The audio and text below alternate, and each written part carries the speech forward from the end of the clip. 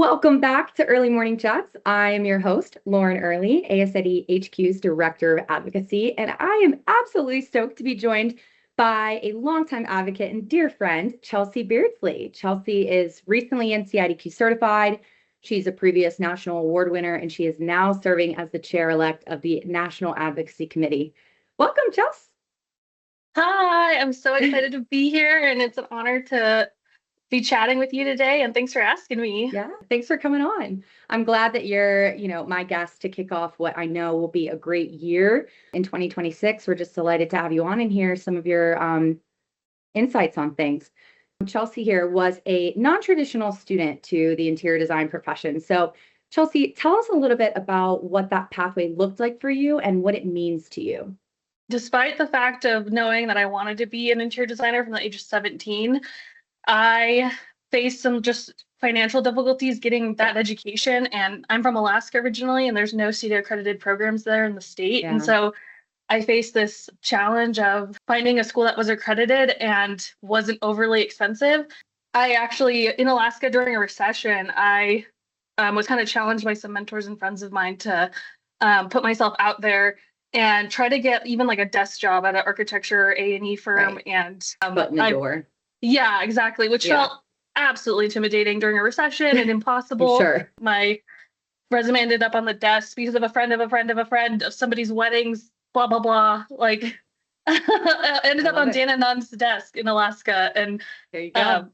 She saw enough potential. Like, yeah, didn't have a degree and I wasn't there yet, but she saw enough potential to bring me on and have me on as an assistant and start teaching me everything from the ground up, which was just really a blessing. But I think a takeaway I'm hearing, of course, is just like keep pursuing it. If you know that it's in your bones, what you want, what you're meant to do, keep just trying to crack that door open for yourself and something will break through. And look at you now, having just this year, right, finished and completed your NCIDQ certifications. You have really engaged with ASID for a long time since you were a student, albeit a non-traditional one, and now, of course, are serving as the chair-elect of our National Advocacy Committee. So talk to us about how important it is, in your view, to be engaged and involved with both advocacy and with chapter events as a student and as an ASID student member. So at CSU, I hit the ground running. I left no stone unturned. I did so many things. It was insane. Probably too much, but I was just so pumped to go to school and like to be an ASID and to like, I just wanted no regrets. And I don't regret any of it. But yeah, so I just knew, and I just knew being involved in ASID at the student level was a big deal. And it was really important. And it really showed potential employers in the future that I was motivated and I wanted to be involved in that level. And not that just doing classes is bad, but it does show more initiative and you're able to do multiple things. And in our professional world, I think being on boards and committees and board of directors and things is really important. And it's part of our business, in our business development. That networking and Absolutely. And just knowing more of how that all works, coming into the workforce and understanding what it means that a board of directors has to vote on something or a committee has to work something out. All that experience was invaluable. And getting involved at the student level at first was pretty straightforward, just graphics committee, or I was co-president-elect at one point. But then the SRB position became open unexpectedly, and they pointed to me because they knew I was kind of interested in it later on. And so I got it pretty early. I think I got to be SRB for 2.5 years, which is kind of a long time. To the board for anyone who doesn't know. But that's great and super impressive, to serve in that role for that period of time.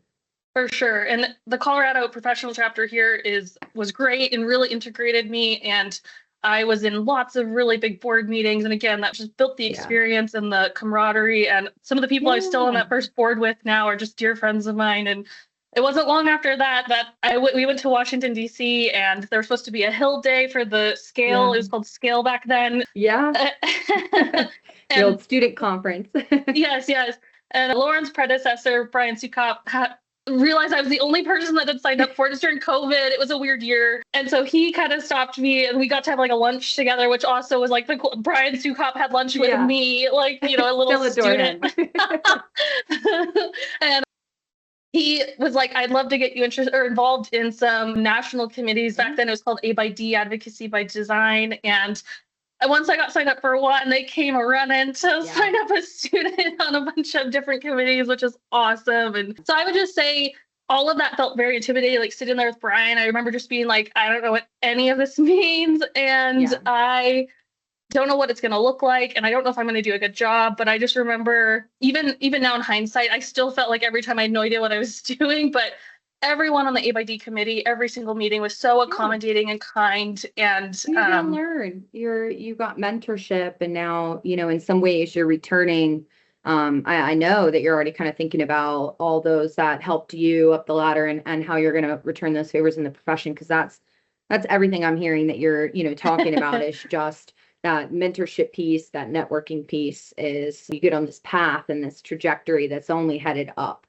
And that's been the case for you. You fought really hard for it. Not to say it's been, this smooth, easy path, but you've put in that work and you've done that networking every time, it sounds like. And I'm just so proud to know you. I'm so grateful for your service in so many capacities to ASID and to this profession. And I just can't wait to see what you'll do next. So I hope you offered nuggets of wisdom and inspiration to any of our students or young professionals listening in, and of course, everyone else who has tuned in today. But any parting thoughts, Chelsey?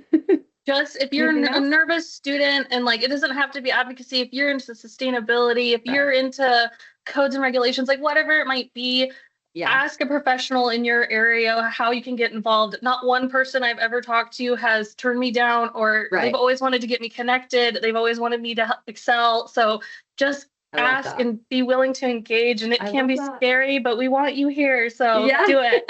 Get plugged in and try. I love that so much. Exactly. Well, thank you so much for being my guest today on our first Early Morning Chats episode of 2026. Continuation of our first season. But thank you for your time and your insights, and thanks to all of you, our audience, for tuning in yet again. I look forward to seeing you next month. Thank you, Chelsey. Thank you.